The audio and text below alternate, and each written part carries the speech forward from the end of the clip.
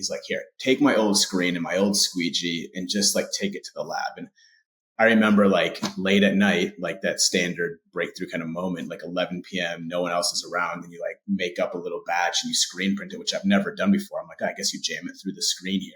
And I pull off the screen and I see this beautiful image. And I'm like, oh, like we can actually use this as a regular ink. And I'm like, that's what screen printing is. So that was my first take into like, applying the actual stuff that we were making to these existing techniques that are out there in these, design industries and things like that.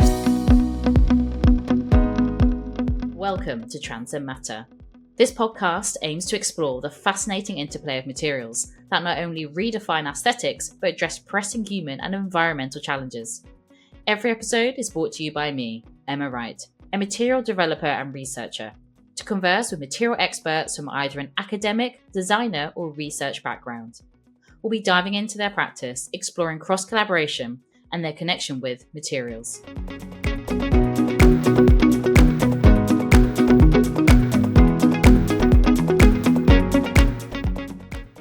Hello, listeners. Welcome. I appreciate all the students, entrepreneurs, PhD researchers, and the industry listeners out there today. We have an amazing episode for you. This is brought to you by an amazing guy who I've worked with previously at Volleyback and also still working with, Scott Fulbright. He heads up a fantastic company based in the US called Living Ink Technologies. And essentially what they're doing right now, have commercialized amazingly across various products, is essentially a sustainable black ink pigment, which he will technically go into an amazing amount of detail and will do it so much more justice. But he's looking for alternative solutions to the traditional petroleum-based inks, paints and dyes, carbon black, that essentially we're so used to having around us, whether it's in like our plastics, our automotives, our clothes, even the cycles, even the bikes, the cycles. Gosh, what am I on about? I've had too much coffee today. The bikes, the exercise kit, everything that's black traditionally normally will have a petroleum-based element to it. So Scott, over the years, has been using his amazing marine biology background to explore how algae, and especially algae blooms, can provide a regenerative and alternative source to this petroleum-based feedstock. He really digs deep and shows a vulnerable side in regards to being an entrepreneur. So hopefully this will be super inspiring for all those out there who are embarking on a journey, even if it's not in materials or a brand new product, whether you're looking to be a consultant or a systems developer, anything. He talks about the good times and the bad times and some really amazing top tips for those who need some inspiration and gratitude in their life to keep those positive waves going.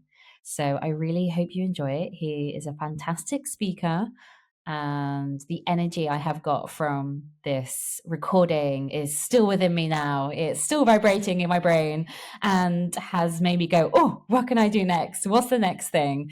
And I am sensationally excited for their next steps as well. So please enjoy. And yeah, thank you. Amazing. How's your day been today? Busy one? What time is it in the US right now? It's good. It's 2 p.m. I got up at about 4 a.m. Wow. So it's, and I've been talking for like 7 hours straight, which is good. That means good things are happening usually.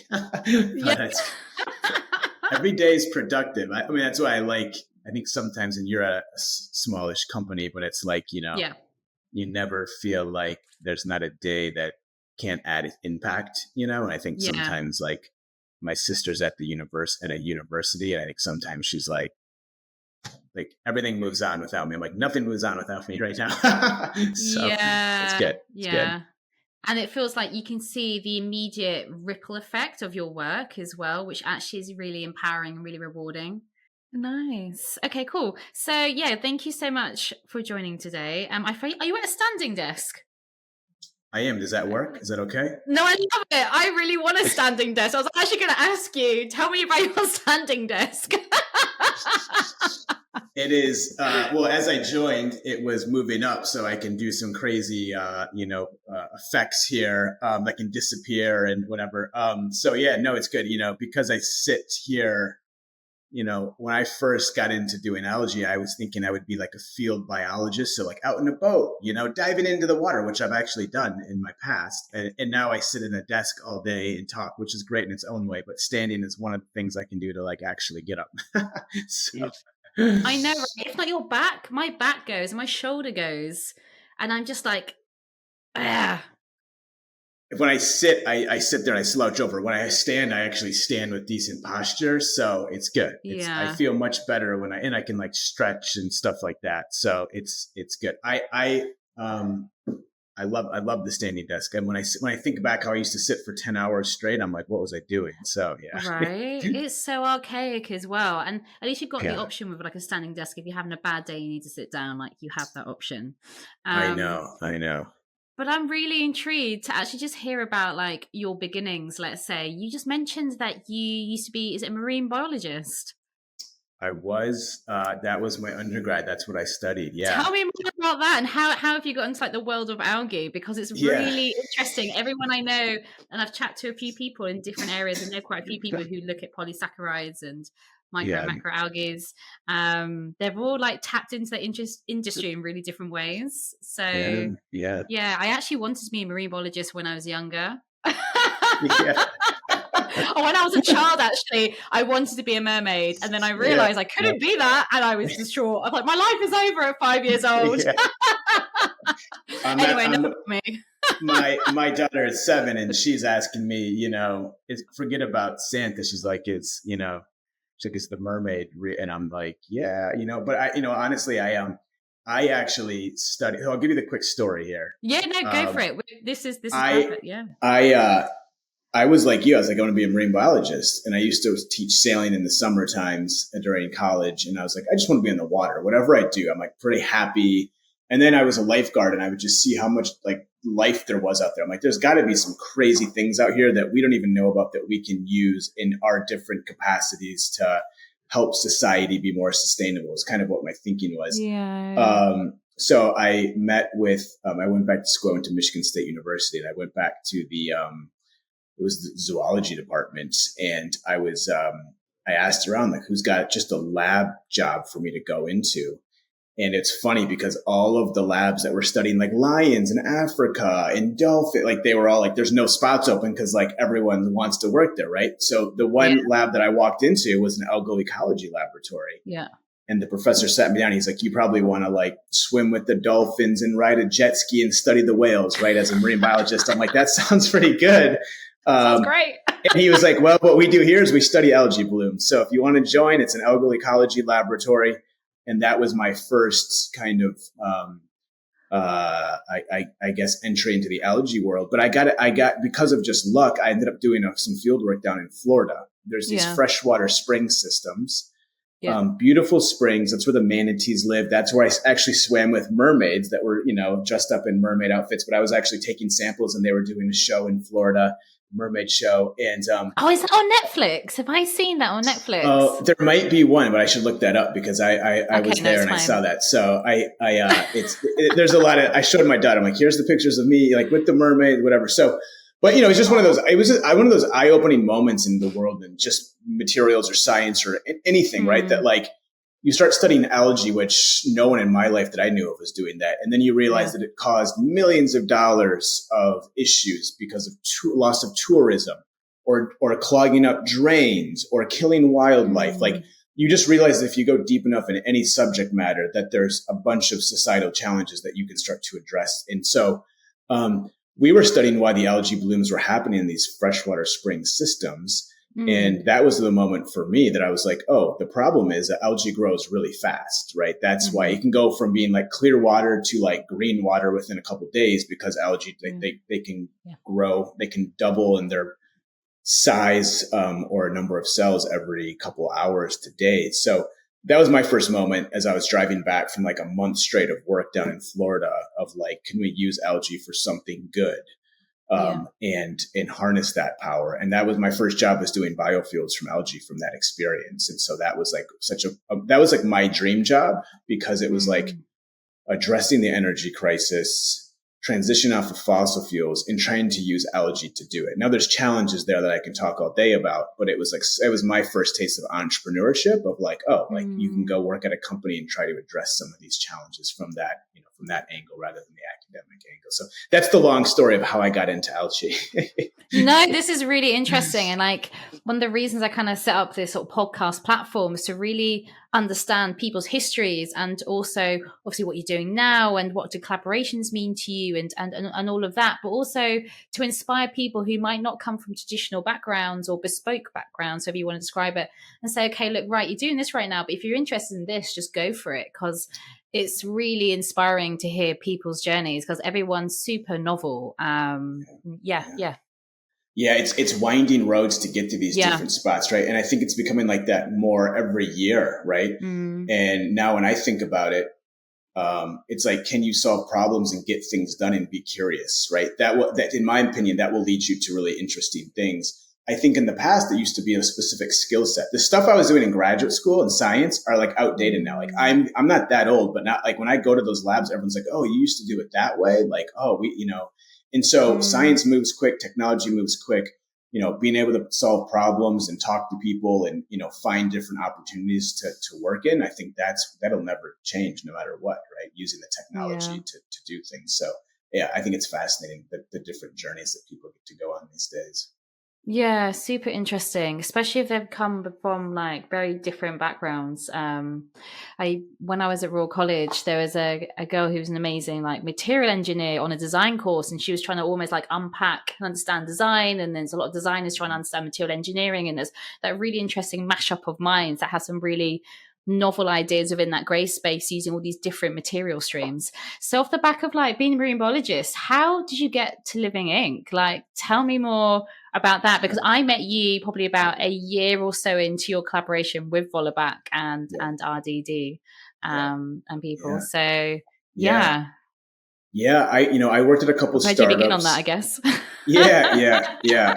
It's a winding road, which I love. But I worked at a couple startups out of that undergrad experience that I just told you about doing the algae work, and I went back to grad school, and I just realized that I wanted to learn the science behind it. That's just kind of who I am. Like I like to look at a tree and know how that works because it's just so fascinating to me, and and also just, be able to build a business that I knew the technology. And if I knew if the technology was good or not, and I could actually talk that talk.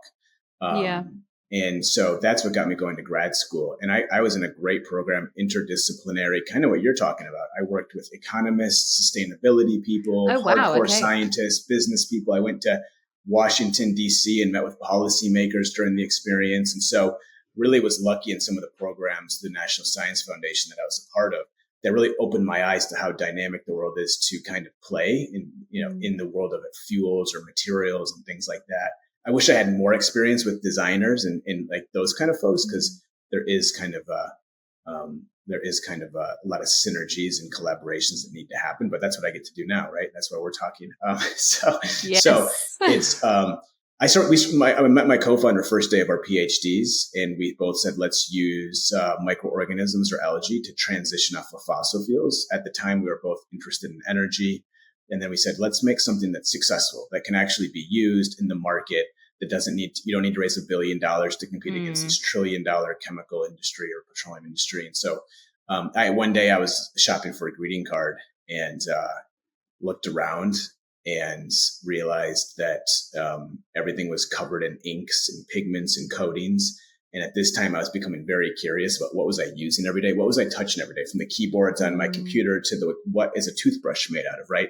And everything kept coming back to petroleum for the most part, and or non-renewable sources like metals and stuff like that. So yeah, that was my aha moment of like, and then when I was sitting there in the greeting card aisle, I kind of remembered that there's different color algae strains out there. So if you fly into San Francisco, there's these back bays that can be bright yellow and red and browns and greens. And those are just different species of algae for the most part. So I just kind of connected a couple dots that probably haven't been connected that much over the years. And then ever since then, it's just been really connecting more dots. So finding someone in the ink industry to have this conversation of like, hey, could we do this? And they're like, wow, that sounds crazy, but let's try it. Right. So I love talking to people who are open-minded enough to say, let's try it, because a lot of people, it's easy to say that won't work or that's not how it's done. Right. So, so we started Living Ink in grad school and, got some grants early on and pivoted a few times and, have gone down the path that we've gone down and, really being pragmatic and reflective and trying to solve problems both related to business and sustainability is really the common theme. Because originally, I think when Volabat found you, you were printing on paper, you're using your inks for like stationary purposes. Was that correct? Yeah. We had a growing ink at one time. We had another ink that I was like screen printing like greeting cards or like invites to things or whatever. And that was like my first take. And this is you might appreciate this story. It's like, I had a friend who was a designer at the time and he's like, have you tried to screen print this? And I don't know what was running through my head, but I'm like, this is different than what you're talking about. Right. And he's like, I was not being the open-minded one at this point. He's like, here, take my old screen and my old squeegee and just like take it to the lab. And amazing. I remember like late at night, like that standard breakthrough kind of moment, like 11 p.m., no one else is around and you like make up a little batch and you screen print it, which I've never done before. I'm like, I guess you jam it through the screen here. And I pull off the screen and I see this beautiful image. And I'm like, oh, like we can actually use this as a regular ink. And I'm like, that's what screen printing is. So that was my first take into like, applying the actual stuff that we were making to these existing techniques that are out there in these, design industries and things like that. So that was one of the other aha moments. Oh, we can do this and we can really replace traditional inks. So yeah, you're exactly right that we were doing paper stuff and greeting cards and I was doing it. Nice. And it's amazing how you had someone like who's still your friend, but because they had a completely different background in design opposed to like science, just come in and give you that little bit of a spark, just go, hey, just try this. And then you just like it's very much a craft hands-on process. It's not digital. It's not clinical at all. Screen printing, super messy, as I can imagine. You have very black hands until you realize to like wear gloves and stuff. And then, this is really beautiful, like synergy of ideas, like you were saying earlier, and minds more so that can really spark that sort of hairpin moments in people's innovations. So has it been like other, go. I get excited. There's two things I get really excited about. And it's one, when people say like, you can't do that, or that's not how it's done. Like, I love it. When I know that it's like, I'm like, this is good. We're so different that like people don't understand it yet. I love that. And then I also really like when we're talking to those different disciplines. Like I remember calling up our original kind of chemist that was working with us. And I was just like, how many molecular biologists are talking to an ink chemist right now? Like, and this is when we didn't really have that much at the moment, but I'm like, something good can come of this because this is like a cool interaction. Like just the questions that he would ask and then I would ask him. And I'm like, oh, I've never thought about particle size before or surface chemistry. And he's like, I've never thought about algae before. Right. So it just like that cross-pollination of disciplines it's so fun. Even if nothing comes of it, it's just really fun. And then a lot of stuff does come from it. Yeah, absolutely. I didn't know if you can expand a little bit more on Living Ink, just for like listeners out there who might not know the product so well. So like, what are those sort of sustainability pillars that you're trying to almost like, I hate the word to use tick box, but you kind of like really focused on, just so anyone who doesn't come from like a dye or textile background who might be interested in exploring alternative inks could really understand where you're coming from. Yeah. So if you look around you and you see anything that's ink, we'll start at ink. Let's just say 20% of that is colorant. So pigments, dyes, things like that, really colorful things. The other 80%'s the thing that carries those colorants. So water or soy ink or vegetable oil, petroleum oil, other solvents. So that's what kind of ink is. And really at Living Ink, what we've done is we've developed colorants that are bio-based, renewable, made from algae. So when you see our ink, the color that you're seeing actually was grown from algae. Typically that's made from petroleum or inorganic materials that are mined from the earth that are non-renewable. So that's our big innovation. And then we can make inks, and we can also, like my headphones right now, this is traditional carbon black that's being used. That's the colorant that's in the plastic. We can make these headphones now with a bio-based colorant. So the black that you'd be seeing was actually grown using sunlight and CO2 from the atmosphere. we remove that CO2 and then we kind of like keep it in the product that we'd be making or that we are making. So that's what's so cool about the Volleybach shirts is when you see that color, that dark gray or light black color, that's carbon that's being stored and not released back in the atmosphere. So you're actually wearing a true kind of carbon storage textile, which is amazing. Yeah, it's super, super interesting. And did you find like when Volleybach approached you, did you ever thought about applying within textiles? Because screen printing was very much either paper or textiles, but more traditionally paper, I think, if you look back through the years. Oh, that depends, I guess, on the cultures. But did it take a while to kind of like create that traction to think, okay, right, how is this going to work? Yeah, this is the problem I've always had, and I will continue to have, is like what to say yes to, what to say no to, or what to spend kind of an hour talking about. Yeah, and time and energy is so like precious. It's crazy. Yeah, exactly. And right when you say no, that's not what we do, that's not how it works, you find out, oh, we can do it. And then right when I think, oh, this is a slam dunk, this is easy, it's really hard, right? So that's kind of the fun part of innovation, is there's unexpected turns and twists all the time. And I think that when we had talked to Volleybach originally, they were saying, "Oh, can we do it in all over print?" Which we're like, "I don't know." "Can you guys do rotary screen printing?" "I don't know." "Can you do dyeing?" "I don't know." And I think when you find like-minded organizations and individuals, that's fun, because I don't know, but let's try. I'm not overselling this. I don't know. So let's find the right people where we can send our materials to, that you can bring together. And I think we connected them with one of our partners at the time, and just like made things happen. And I don't think it was like beautiful on day one, but I think with like hard work and communication and collaboration, it was like, oh, we can get something that is good, and that is a great story to tell too. So yeah, I think that was a great example of, can you do it? No, but let's go do it.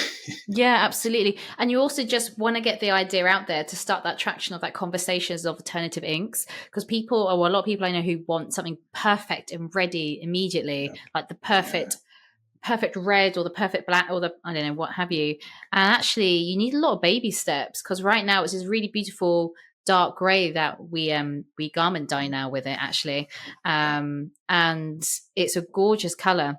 But what I'm really interested to hear your thoughts on this actually is consumer expectations of things as well. So at the minute we all want perfect products, because we're told perfect is good and this is what it should be like. When actually if we look at nature, color naturally changes throughout seasons, throughout life cycles. And actually if we apply the same idea to colors, and the idea how they can change over time and not be a true solid color or what have you, depending on the application, that could really inspire a different way we approach design and colors. And I don't know if you had any conversations in regard to our relationship with color. Yeah. Especially as a consumer. Yeah. I love what you're saying. I mean, I think, I've got two sides of my brain right now, right? One is like, large scale global manufacturing, hit perfect color, consistency, pass every single trial, and has to be flawless batch after batch. And then there's kind of what you're saying, which is the other half that I love, which is like, let's work with what we have, what nature provides us, right? It doesn't need to be perfect. And I think that that's something that, can be marketed and educated to the consumer of like, this is actually a pro that things can be changing, or that it's not perfect.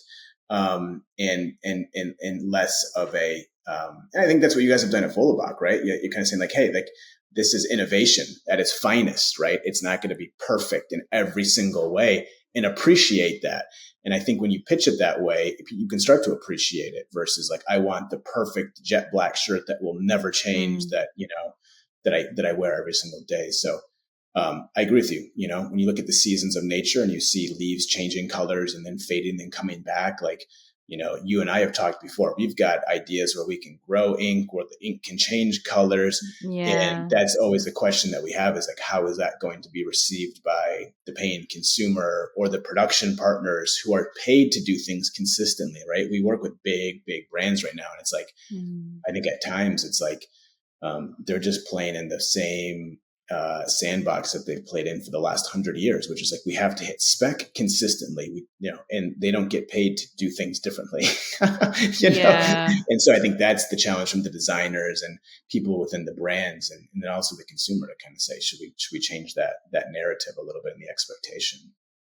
And do you feel that traction should come from within the big brands first to then inspire, let's say, feedstocks like yourselves to then say to consumers, hey, look, this is what we can have instead? Or do you think we're waiting for consumers to change after traction within social media platforms or just general knowledge accessibility of problems in Yeah. textiles and materials? It's a really tricky one. It's like, what comes first, the chicken or the egg? It's a great question on design, performance, expectations, Oh, yes. price. I think, This is the hardest one. yeah, And exactly. I've met so many research postgrad people with like amazing stuff, and it's fantastic. And yes, I can wheedle away, move around certain specs on color, and I can get away with that. But price is always the hardest one to navigate. Yeah. Yeah. And scale it. Can you make enough at the time to do it?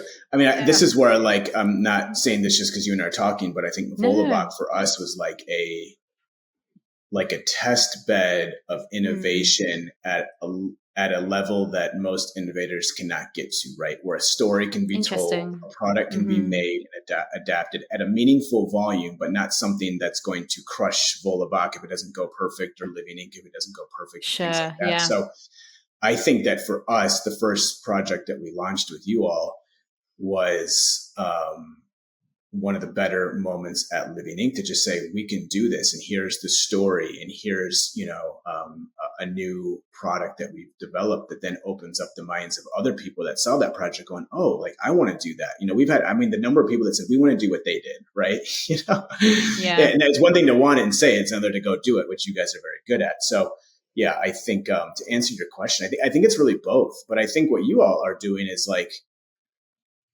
it's absolutely pivotal, because I don't think the large brands want to be the first to do what you all do, right? To be able Oh, to be that interesting. agile and take a little risk, and to take that hard work, and to know your customer base really well. I think that Yeah. you all tell a great story. You do things that no one's doing. And then it kind of, like, we were working with like a bike company, and they went to your website, and they're like, we love this story. We want to do this, but in our application. It has nothing to do with textiles or fashion or anything like that. Completely different industry, but that story and that technology was transferable. So Yeah. I think that was huge for us putting together. So I think it's both. I think the brands have to be able to communicate doing things differently, and that it's the right thing to do in some cases. And the consumer's got to be open-minded and willing to be educated enough. But we get kind of like pulled in different directions, because some brands are like, we want it to be exactly the same drop-in replacement as what we normally use, same everything. And then other groups go, we want it to be different so people know it's different, right? So we're Yeah. trying to like navigate what all these different pulls and pushes are from all these different supply chain partners. And I think it all comes down to the consumer, right? If people buy it, they'll make it, right? But then you got to communicate it right and make it right. And so there's a Yeah. lot to it.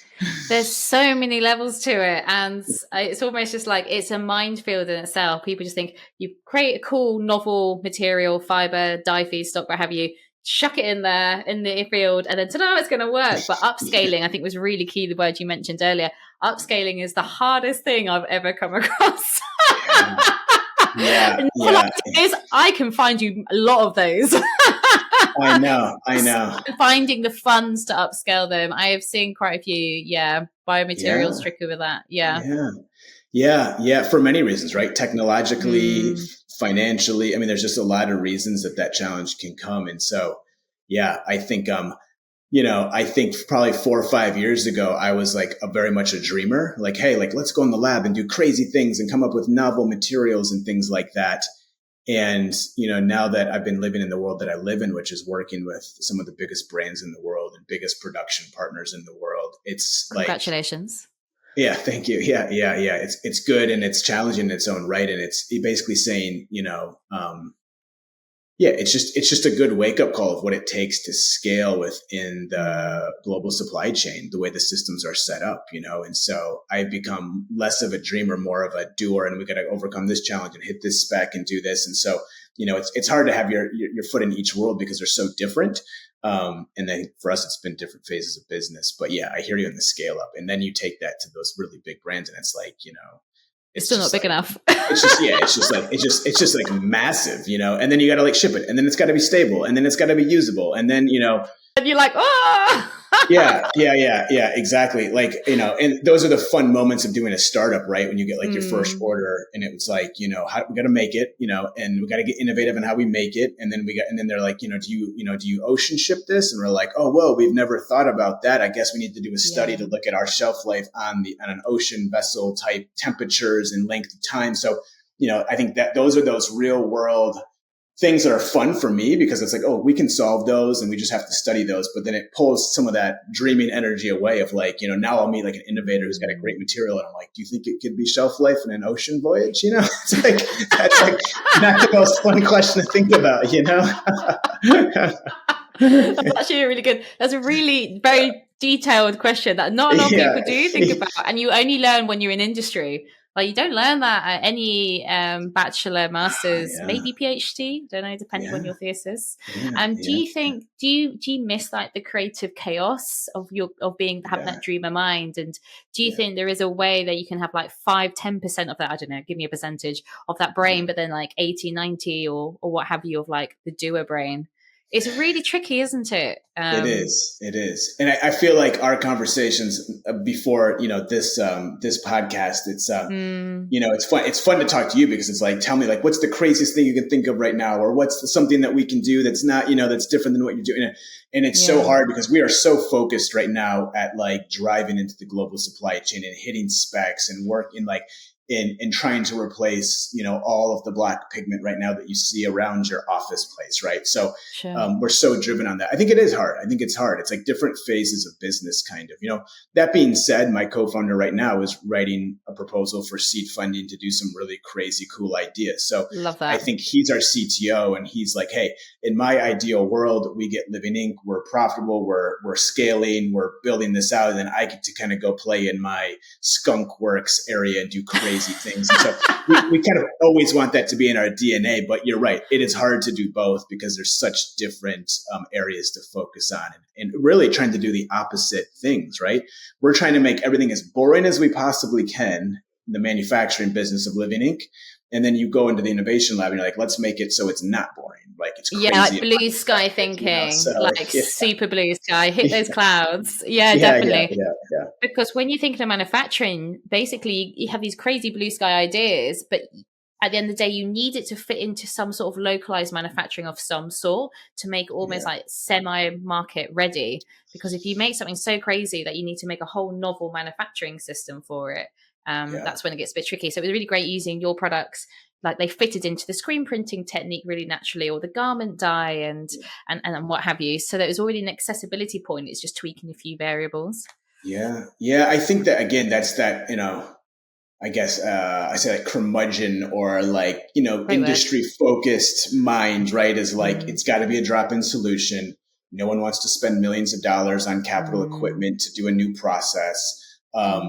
And so you just have to, and this is kind of why I was so excited when we started Living Ink, because I could see the vision that this is real. It can be usable. When we worked with you, and I think the first sample shirt was sent over, like that was like our entire Living Ink team was like celebrating. So like, this is it. Like, it's a product, like, I think when you're in the algae biofuel space, or even doing some of these pie in the sky ideas that some startups have, like, if it works, it's amazing. It's a long road to kind of develop the technology and the ideas, make it so that it can be actually used and scaled. And, there's just a long road there. So, I like what we're doing right now because it is real. It is being adopted, and then there's a sustainability story with it that makes me feel good personally as well. So yeah, it's definitely all good challenges in a long road. Exciting. Do you feel, just kind of going back to like collaboration of different minds and journeys, do you feel like right now there's something missing in sort of the world? I'm just going to call materials in general. That can be like automotives, products like bikes you were saying earlier, or textiles. Do you think there's something missing in regards to like we need more traction in like designers talking to like scientists like yourself, or do you feel actually your time during Living Ink that you've seen that actually increase naturally? Yeah. Yeah. It's interesting because everyone that we work with is like a little bit different, right? Like Yeah. some groups we work with, like designers or like play a really heavy hand in like choosing the materials and the story, and then some like we don't even get to interact with. I'm sure that there's stuff happening, but it's just like we're interacting with product development or, procurement or, things like Yeah. that. So every group's different. I think designers, from my experience, are the people that can adopt a new material and make it a positive rather than a negative of like, hey, here's the story. And I say that from not only like, here's the story of sustainability, but like, here's the story we're telling the consumer to get them excited. And that's been one of my wake up calls in the last 6 months, is that marketing isn't about BSing. Marketing is about educating, and I think for us, we don't come from a marketing background. We just brought on a new team member, and Devin, and she's been great because she's like, we got to get the FAQs ironed out. We got to get the marketing materials, not marketing kind of its historic term, but just like educational materials, right? If we're working with the brand and they don't know what to tell their consumer, we're not helping them. The consumer doesn't even know what it is, right? Yeah. So I think that's where like designers and storytellers can kind of orchestrate this together. And then we still have to work with, procurement and supply chain people and all these different things that play their role. So I think designers are massively important, but I think what a lot of these industry groups can do is like help guide these startups, right? Like when you look at like a new material, like what are the top 4 things that come to mind? Is it performance? Is it lead time? Is it scale? Like, we've had a couple great partners that we've worked with who are like, if I were in your shoes, I would go into this market for this reason. And I would do this, just like kind of like opening up the roadmap rather than sitting there going, we got a new material. I've never been in these markets before. Where do I go? So I think that we've worked with a couple great partners that really, designers or not designers, just have that experience in the world to say, you got a good idea, but you guys got to think about these things before you go any further. Yeah. And it's about all those opinions having equal playing, I guess, at the table almost. So like you have a designer come in who's giving you these suggestions because of their experience in the consumerism and design field, and actually you go listening to go, okay, yeah, I hear you, let's take that on board. I have seen both sides where everybody, maybe some people haven't listened to each other, and it's a bit of a shame. So yeah, I think it's having that real open mind to say, okay, right, all type of information can be useful and purposeful, depending on how you want to apply it. Yeah, amazing. Yeah, I agree. It's a lot of it's communication, and I think when again you get in that production mindset, there's less time to like have those kind of blue sky conversations or like, how, what are the pros and cons of doing this? But yeah, I just think there's a lot of challenges in the biomaterials space that industry can help guide and say, that's always been one of we were doing really cool colors. We were growing algae for the colors, which was the original idea. And we just said, like, we don't have a clear pathway at the time in terms of like cost and performance and scale. And, we would have to have a supplier, or we'd have to grow it or have a supplier to, like, there was just more working parts. So we made a pivot to say, we want to get to a product that can perform today. Colors are still on the roadmap. There's just more development that's needed. So I think that was another early wake up call for us. It was like, hey, if the color is going to fade, it's just not going to work in this industry. We're like, okay, let's go pivot to make it so it doesn't fade, so we can check that box and kind of get through some of the hoops with some of the industry partners. But then when you and I talk, we're like, hey, let's change the highest level narrative of colors, right? That's a different conversation. Yeah, I mean, we can have some crazy ideas, and I love it. I'm just like, oh, where do we begin? I've seen some really interesting concepts there out and about over the years of algae, because I'm absolutely obsessed with it, and it's actually part of my master's in looking at like biotech, like conductive, like amorphous carbon. And anyway, I can whistle on about that for ages. But there are some projects out there who are a little bit skeptical. Like the algae stayed green for a really long time, and you're like, is that algae really alive? So going back to communication, it's a bit like being super clear, but also transparent. So I think sometimes, unfortunately, there's projects out there, definitely on the project scale, not like industry scale, where it has been a bit misleading and a bit confusing for people. And it's almost like stamps, sometimes sustainable biomaterials with not a tarnished brush, but people question it a bit more. And it's a shame. It's almost just like, okay, no, there's some really genuine projects out there and concepts like yourselves, which are Yeah. absolutely sound. And it's that clear communication for designers or marketing teams or to get that to the public. I think that's one of the hardest things, actually, probably after upscaling. Yeah. Exactly. I mean, at this point with like, I love seeing brands or just industry players, going after progress rather than perfection. Now they don't, you shouldn't change your entire supply chain over to a fabric that you haven't, done a life cycle analysis of or know like the good and bad that comes from it.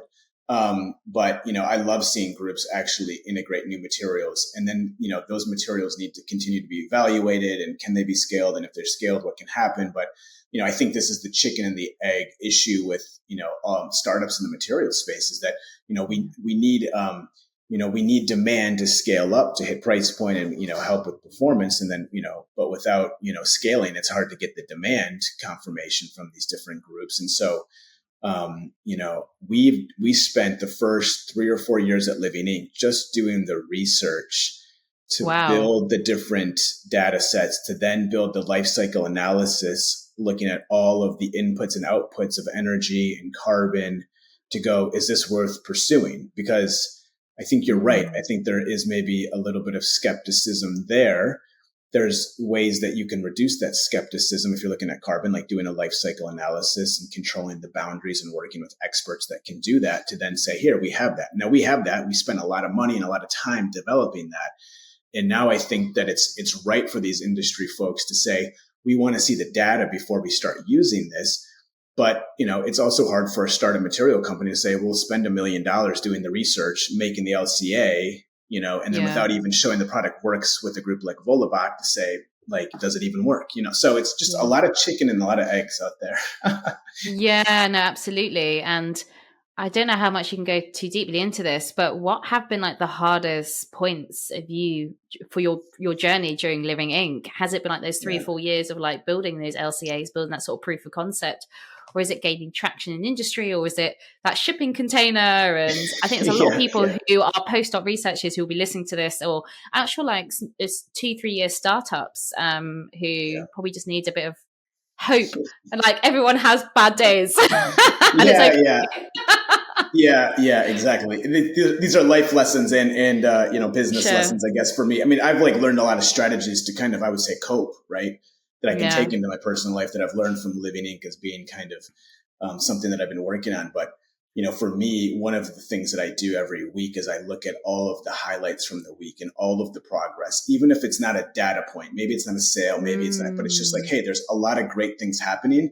And if you do great things every single day or week, then really good things will come of that. Like I feel strongly about that. So you're grateful for your time and what you've done, and grateful for the little wins, the big wins, maybe even the neutral things that aren't even wins, but like, hey, that didn't cause an issue. That was good, like. Oh, interesting. Yes, I love that. Hey, we didn't hear back. That means everything's going well, right? So, I think that. I think some of the challenges, I've always been waiting for like a deal breaker, like when you have an idea and then you do then you kind of like apply it somewhere and then you go over here and you do it. And then you're always just kind of waiting. Oh, this is why this can't happen. Oh, this is why it won't work, and I think the one thing that we've done at Living Ink, and we still have our first team member that we brought on probably like 6.5 years ago. I just got off the phone with her, Fiona, and just like, I think we have a resilience and a problem-solving mentality. So I think 5 years ago, we'd get an email and we'd probably be like panicking. Oh my gosh, what do we don't know how to do this, right?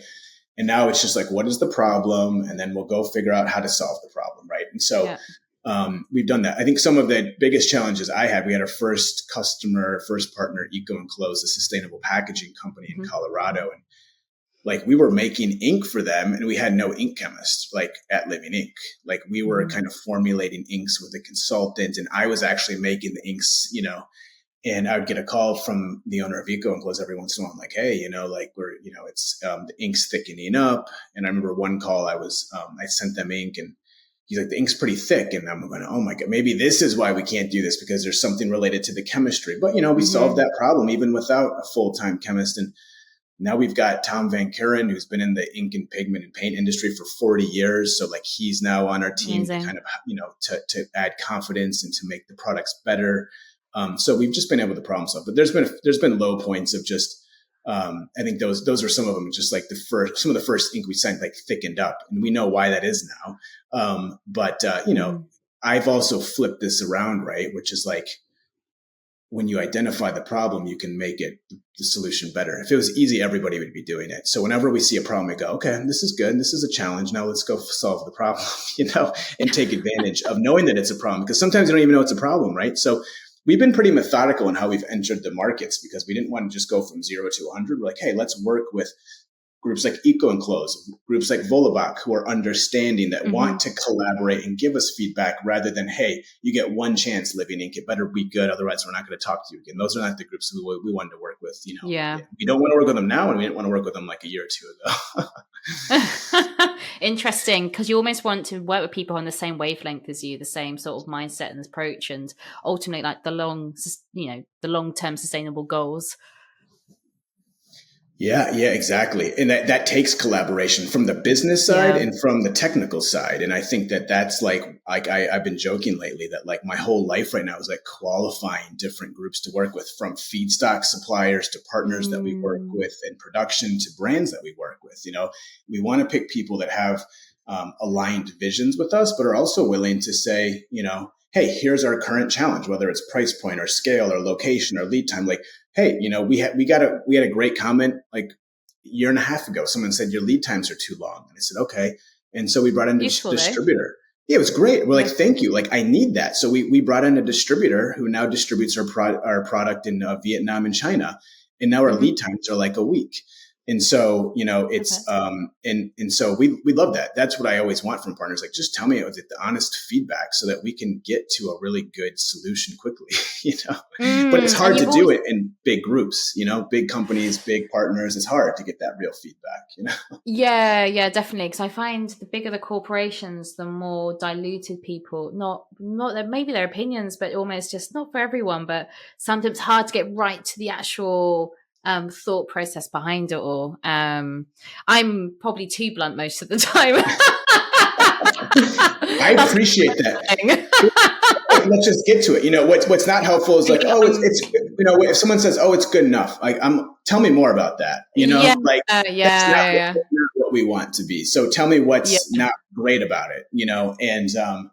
And it takes collaboration. And I think that, that is one of the challenges to sustainable fashion and really sustainability in general, right? It's a lot of people out there, a lot of big worlds, different time zones, different languages, all trying to work together to solve problems. But that's what makes it really exciting, that everyone's in these different spaces. I find it like thrilling. It is. It's like adrenaline rush. I mean, it's become less of that at Living Ink, but when I was in that innovation mode and we were launching products, and we're like, I think even the first product that we sent to you all, like, I think it came back, it was like, hey, it looks good. And we're like, good. Like, that's great. It's like an adrenaline rush of excitement, And the challenges, like, it's the same way. It's like, I can't wait to go solve that challenge. So nice. And for you, like, what were your guys, like, your future visions? What is like your blue sky thinking products? You might not actually be able to tell me. I've just realized asking this question. I mean, the blue sky or well, I mean, multiple colors using these different organisms. Even just doing different materials beyond pigments is within the vision of what we've wanted to do for a long time. Really exploiting and using the algae organisms for what they're good for, or other microbes. Like, we have a lot of ideas. I think, it's amazing now, because sometimes I can't tell if we're being, when we talk about replacing, the black that you see in from headphones to iPhone cases to ink, that seems kind of niche idea, but it's massive. I mean, there's like 15 million metric tons of carbon black used around the world every year. It's something that probably everyone touches every day, between the pen they use to turning off a lamp, things like that. So that's really the big vision right now, is to be in all these different materials, from rubbers to plastics to foams to inks. So that's the current vision, and that's enough for us to tackle right now. But one of the things that we do is we turn waste biomass into that product. So finding suppliers that have waste biomass, even groups like breweries, for example, who are, Interesting. landfilling or incinerating or don't have anything to do with these materials. Like, how can we solve two problems at one point? That's what gets us really excited. Yeah. What other colors are a lot of people searching for? I usually find red is usually kind of craved, like a really good sustainable red. Yeah. Reds. I mean, the original goal at Living Ink was cyan, yellow, magenta, black. So Oh, that's kind of wow. like what's used like in a printing cartridge, for example, so Of that you can course. mix Yeah. those colors to start making a lot of different colors, which is still within reason. But like reds and blues are really very, very, very common. From a sustainability angle, I think those the petroleum-based colorants are not so good for the environment. So there's kind of a clear need there.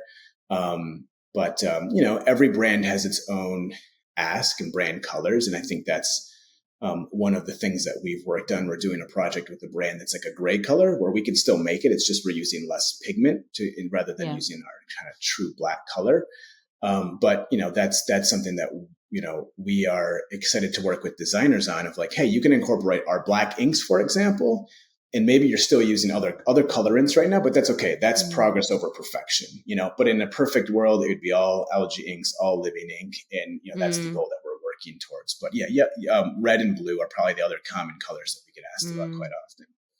I mean, that's a pretty amazing future board you got going there, visionary board. I like it. I can see that. Yeah. I mean, it's definitely doable. When we actually have colors in our laboratory that we have grown up before. It's now I really appreciate the scale up, the financial models, the profit margin. Like, you have to think about that. Which when we started Living Ink, it was like, hey, we're just straight up innovators. And when you don't have any of those boundaries, you can really be crazy with your innovations. Yeah. And then now we have like Jacob's our COO, and he's like, very structured in how we run the business and how we, and so that's good. You need a little discipline with creatives like myself. One of my friends say crazy eyes. The designers get the crazy eyes. I'm like, let's go wild. And I'm like, I'm definitely one of those people sometimes. I know. Well, and it's funny. And as you say that, this is where like, the skeptic in me, or not skeptic, but just the more production minded person comes in, right? So like, we'll work with an innovation team who's like, we don't care if it fades, or we don't care if it has that, that color, or, we don't care about that. And I'm like, does your quality control manager care about it? Because I bet they do, and like we have like just learning how many different folks you have to navigate. But again, that's what's great about working with a Volabach type company is it's like, there's fewer probably decision makers, and it's celebrated to say, oh, it's different. Okay, let's celebrate that difference rather than now I got to get through this department, then I got to get through the next department, and I'm like looking at the designer going like, are they going to be as excited as you are? Because I know we're excited, So that's those are some of these challenges of like you said, time is a resource. And so if we spend 5 months developing something and all of a sudden someone at the very end is like, oh, we can't do this because of cost or this or that. It's like, how do you work in a more efficient way to say, let's start from the back end and kind of work our way up there. So just trying to be an open mind to how to work with these groups and get to what the deal breaker may be if there is one. Yeah, absolutely. I think this has been a really amazing, inspiring conversation. So thank you so much for your time. And I think because there are going to be quite a few entrepreneurs and like I said, like postdoc researchers or even just students or people out there who just want to crack on with things. What takeaways or even like aids you can give to people, do you think? For me, it's like gratitude and being grateful even for the small wins, even if they don't traditionally seem like a positive win, like a neutral thing. I think that's really, really important, and keeping like your mental well-being really solid. I think a lot of people overlook that. And also finding people to right at the beginning to get that traction going is on people on your wavelengths, people who understand you, open-mindedness. They seem to be two key things that keep coming through a little bit. Anything to add at all? Yeah. I mean, I think, my take would be like, create that vision and like see the vision. And I think like I used to dream of like sending a product to like Patagonia, for example. Sure. Nice. And they were like one of our first true customers, and like there is something about like having that dream in your head. And like I would used to go for runs, even when it seemed impossible, I'd go for a run and just kind of like get to that place where like good things were happening and I was going, okay, like I'd start to feel it a little bit. Like, and I think that was pretty powerful for me. And then I think the other thing is, work with people that you want to work with, right? Finding those partners. You know, I think we maybe at times you get too hung up on let's go work with the biggest groups or the best, like find the groups that are the ones like, I think I originally reached out to the founders at Volleybach, and I was like, this is like, we're like-minded individuals here, you know? And like the email that I got back, I'm like, oh, they emailed me back. Oh, they're excited about it. You know, they're not skeptical. They're not like, we don't want to do it. Or why'd you, you know, so work with people that you want to work with. And then, you know, I think the other thing for me is like staying curious. Like, that's the other thing. It's like, I just think that's why I went to grad school. And looking back, you know, I don't know if I would go back to grad school again, but when I say that, but I also mean like I had years to be curious, you know, I had got years to just like use muscles in my brain that I would have not done before or used before. And, you know, even in the business world, even in the supply chain world, the procurement world, like we're just curious. Like we're just every day we get into a conversation. We can be in a procurement conversation, which is not that innovative, but we're curious. How do you look at this? Do you look at it per unit, per project, per year? Like, how do you think so that we can think more like you? And so I just love that idea of being curious. And then you throw in the curiosity into innovation and science, and there's unlimited amount of fun you can have there in terms of just like, my son's 9 and he always says, I'm bored. And I was like, you should never be bored. You know? I'm like, you should be able to sit there in a chair and look outside and be like, how is that tree working? There's like, you know, there's so many things to be thinking about when you start to think at that material level, you know? Yeah, it's amazing. I always joke that, I'm terrible at being ill. I can't ever be ill because I'm just like, no, I can't stay still. I know. It's saying focus it's like hard to be curious and then also, you know, disciplined and focused at the same time. But, you know, you just start to think about everything and there's a lot to think about. So I think that, you know, again, the last thing I'll say about this is like my co-founder and I, as we were going through development and we're going through fundraising challenges and you're trying to finish school, we just said, if we learn one thing a day and we keep learning, that's what success looks like for us right now. And I think that every day we learn something. Maybe it was a failure, but we learned something. And I think if you do that long enough, you're going to find a path where you're going to keep learning. And it's going to guide you in the right direction. So keep learning and be curious is really I guess one of the big themes for my brain. I love that. Well, you've got my brain ticking and I'm just like, it's been an amazing energy. I've really, really appreciated this talk. And I'm hoping it will inspire others. And if people want to reach out to you, like, how do they do that? I should probably get the technical things in there as well. Yeah. LinkedIn, I'm pretty active on LinkedIn. You are, and then email, and then through our website at Living Inc., we're pretty responsive there in terms of receiving things. So I should be better on other social media platforms. But again, there's so many now. It's like between Twitter and Instagram and there's like messages coming in all the time. But yeah, LinkedIn is really a great spot to find me. It really is, isn't it? I do a bit of Instagram, but I can't engage long enough on my phone. That's the problem. But anyway, this has been amazing. And thank you. Thank you for having me. Appreciate it. Thanks for doing what you do. It's been fun conversations and innovation and good things are happening and will continue to happen, I'm sure. Yeah, absolutely. Yeah, it's been fantastic. So thank you.